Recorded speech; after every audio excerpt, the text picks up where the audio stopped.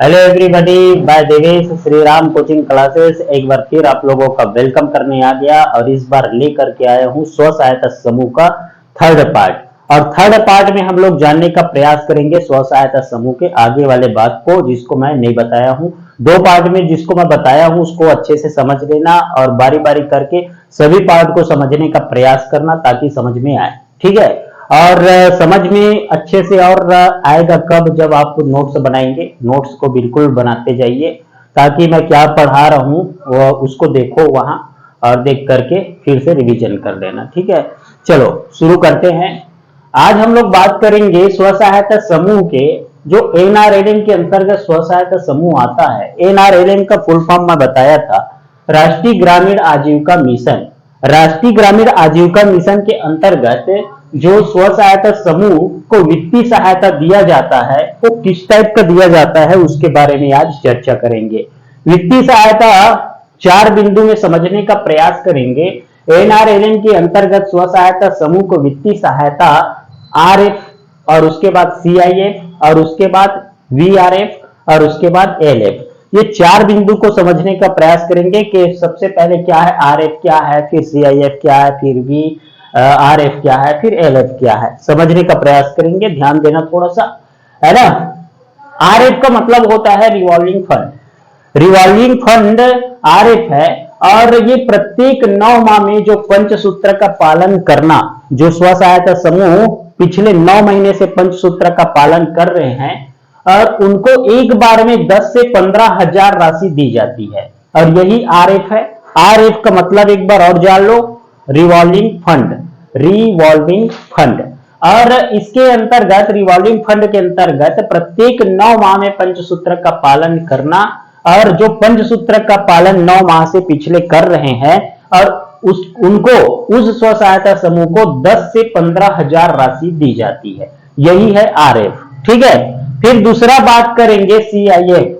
CIF का पूरा नाम होता है, पूरा मतलब होता है community investment fund. Community investment fund, और ये भी क्या है, एक प्रकार का वित्तीय सहायता है। और इसमें क्या करते हैं, 5 माह पुराने स्व सहायता समूह को 50 से 75 हजार की राशि दी जाती है। ठीक है, 5 माह पुराने स्व सहायता समूह को 50 से 75 हजार की राशि दी जाती है। और इससे पहले हम लोग आरएफ में बात किए। आरएफ में क्या था कि 9 माह पुराने जो पंचसूत्र का पालन कर रहे हैं और वैसे स्व सहायता समूह को 10 से 15 हजार राशि दी जाती थी, है ना। और सीआईएफ कम्युनिटी इन्वेस्टमेंट फंड में क्या होता है, 5 माह पुराने जो स्व सहायता समूह है और उनको 50 से 75 हजार रुपए की राशि सहायता राशि के रूप में दी जाती है। ठीक है। फिर बात करेंगे तीसरा बिंदु वित्तीय सहायता राशि में वीआरएफ। वीआरएफ का मतलब होता है वुलनरेबिलिटी रिडक्शन फंड। वुलनरेबिलिटी रिडक्शन फंड, ठीक है। और इसके अंतर्गत ग्राम संगठनों को 1.5 लाख सहायता राशि दी जाती है। कितना सहायता राशि, ग्राम संगठनों को 1.5 लाख सहायता राशि दी जाती है। तो इसको याद रखेंगे, वीआरएफ के अंतर्गत कितनी सहायता राशि दी जाती है, 1.5 लाख सहायता राशि दी जाती है ग्राम संगठनों को।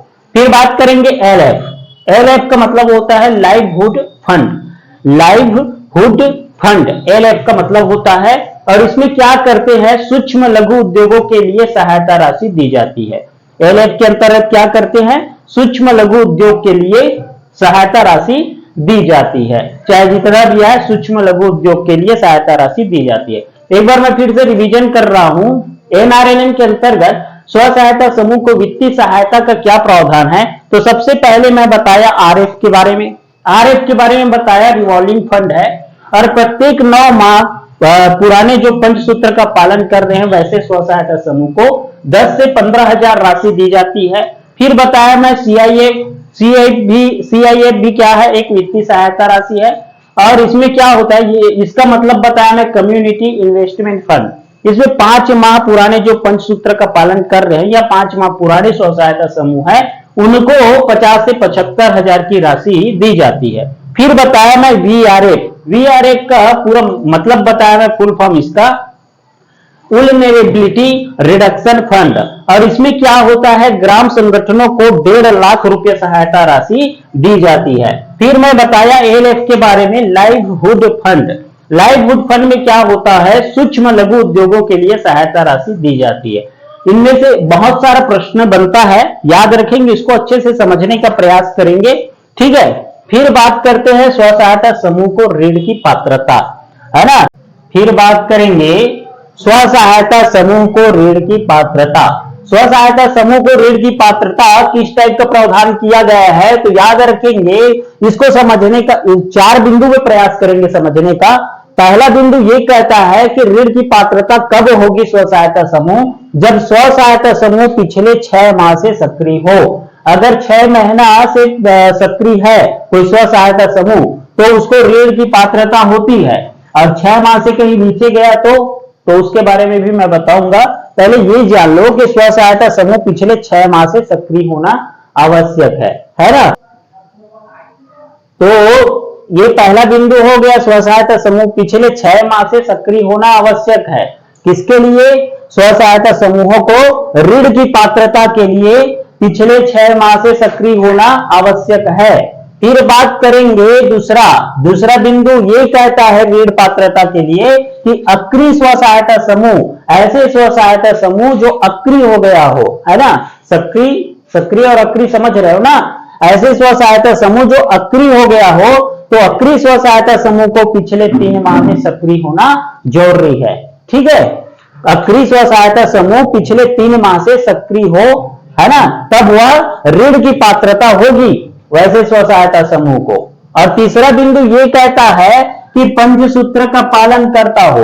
पिछले वीडियो में मैं पंचसूत्र बताया हूं, है ना। नियमित साप्ताहिक बैठक, नियमित साप्ताहिक बचत, नियमित लेन देन और नियमित ऋण वापसी, ठीक है, इसके बारे में बताया था। वही पंचसूत्र का पालन करता हो तब वह ऋण की पात्रता होगी वैसे स्व सहायता समूह, ठीक है। और चौथा बिंदु बहुत इंपॉर्टेंट है, याद रखना, नाबार्ड की ए ग्रेड श्रेणी में शामिल होना चाहिए। वह स्व सहायता समूह जो नाबार्ड की ए ग्रेड श्रेणी में शामिल हो वैसे स्व सहायता समूह को ऋण की पात्रता होती है। 4 बिंदु में बताया, एक बार फिर से रिवीजन करेंगे। स्व सहायता समूह को ऋण की पात्रता, है ना, कब होती है, तो पहला बिंदु ये कहता है ऋण पात्रता के लिए स्व सहायता समूह पिछले 6 माह से सक्रिय होना चाहिए। और दूसरा बिंदु ये कहता है कि अक्रिय स्व सहायता समूह पिछले 3 माह से सक्रिय हो। और तीसरा बिंदु ये कहता है कि पंचसूत्र का पालन करता हो। और चौथा बिंदु ये कहता है कि नाबार्ड की ए ग्रेड श्रेणी में शामिल हो, ठीक है। फिर बात करेंगे 6 अन्य सूत्र। मैं पंचसूत्र के बारे में बताया था पिछले वीडियो में, और इस पंचसूत्र के अलावा 6 अन्य सूत्र है, इसको भी याद रख लेंगे। 6 अन्य सूत्र क्या है, स्व सहायता समूह के लिए 6 अन्य सूत्र लागू किया गया है। और 6 अन्य सूत्र क्या क्या है, तो सबसे पहले शिक्षित समूह। स्व सहायता समूह जो है शिक्षित समूह होना चाहिए, ये पहला सूत्र है। और दूसरा सूत्र ये कहता है स्वच्छ समूह होना चाहिए, है ना, स्व सहायता समूह स्वच्छ समूह होना चाहिए। और तीसरा जो सूत्र है अन्य सूत्र में, तो तीसरा क्या कहता है कि स्व सहायता समूह जो है स्वास्थ्य के संबंधित अर्थात स्वस्थ समूह होना चाहिए। और चौथा बिंदु ये कहता है नशा मुक्ति समूह होना चाहिए, नशा बिल्कुल नहीं करना है ना, स्व सहायता समूह जो सदस्य है। और 5वां बिंदु ये कहता है सुपोषित समूह होना चाहिए। और 6वां बिंदु कहता है सशक्त समूह होना चाहिए। तो ये 6 अन्य सूत्र को याद रखेंगे। सबसे पहले शिक्षित समूह होना चाहिए, दूसरा स्वच्छ समूह होना चाहिए, तीसरा स्वस्थ समूह होना चाहिए, और चौथा नशा मुक्ति समूह होना चाहिए, और 5वां सुपोषित समूह होना चाहिए, और 6वां सशक्त समूह होना चाहिए। 6 बिंदु को 6 सूत्र को याद रख लेंगे, है ना, बहुत इंपॉर्टेंट रहता है ये सूत्र। पंचसूत्र को भी अच्छे से याद रखेंगे और उसके अलावा अन्य 6 सूत्र को भी याद रखेंगे। अब बात करेंगे स्व सहायता समूह का ब्याज दर, है ना। अब स्व सहायता समूह में जो सदस्य है उन लोगों को ऋण दिया जाता है, तो ऋण के लिए क्या प्रावधान है, कैसा टाइप का ब्याज दर रखा गया है, बैंक दर क्या है, उसके बारे में देखेंगे। तो बैंक दर ऐसा है 7%, इसमें क्या लिया जाता है, ब्याज लिया जाता है। ब्याज दर कितना रखा गया है, 7%, है ना, कितना, 7%, ठीक है। 7% ब्याज दर रखा गया है बैंक दर। और याद रखेंगे 7% ब्याज दर में का 3% सब्सिडी दे दिया जाता है। सब्सिडी अर्थात छूट है ना, छूट दे दिया जाता है 3%। और ऐसे करके कुल 4% ब्याज दर रखा गया है स्व सहायता समूहों के लिए। कितना परसेंट? 4%। 4% ब्याज दर रखा गया है। सब्सिडी याद रखेंगे 3% क्या है? सब्सिडी है। और कुल कितना लिया जाता है बैंक दर? तो 7%। 7% में का 3% सब्सिडी हो गया और कुल मिलाकर के 4% ब्याज दर लिया जाता है स्व सहायता समूहों से। ठीक है, एक बार फिर से रिवीजन करेंगे। सबसे पहले मैं बताया एनआरएलएम के अंतर्गत स्व सहायता समूह को वित्तीय सहायता कैसे दिया जाता है। तो सबसे पहले मैं बताया आरएफ के बारे में। आरएफ मतलब होता है रिवॉल्विंग फंड। रिवॉल्विंग फंड में मैं ये बताया कि 9 माह पुराने जो पंचसूत्र का पालन कर रहे हैं वैसे स्व सहायता समूह को 10 से 15,000 राशि दी जाती है। फिर बताया मैं दूसरा जो वित्तीय सहायता है वो दिया जाता है सीआईएफ। सीआईएफ का मतलब बताया मैं कम्युनिटी इन्वेस्टमेंट फंड। और इसमें क्या होता है 5 माह पुराने स्व सहायता समूहों को 50 से 75,000 रुपए की सहायता राशि दी जाती है। फिर बताया मैं वित्तीय सहायता में तीसरा वीआरएफ। वीआरएफ का मतलब होता है वल्नरेबिलिटी रिडक्शन फंड। और इसमें क्या करते हैं ग्राम संगठनों को 1.5 लाख रुपए सहायता राशि दी जाती है। फिर मैं बताया एलएफ के बारे में और ये है लाइवहुड फंड। लाइवहुड फंड में क्या करते हैं सूक्ष्म लघु उद्योग के लिए सहायता राशि दी जाती है। फिर मैं आगे बताया स्व सहायता समूह को ऋण की पात्रता।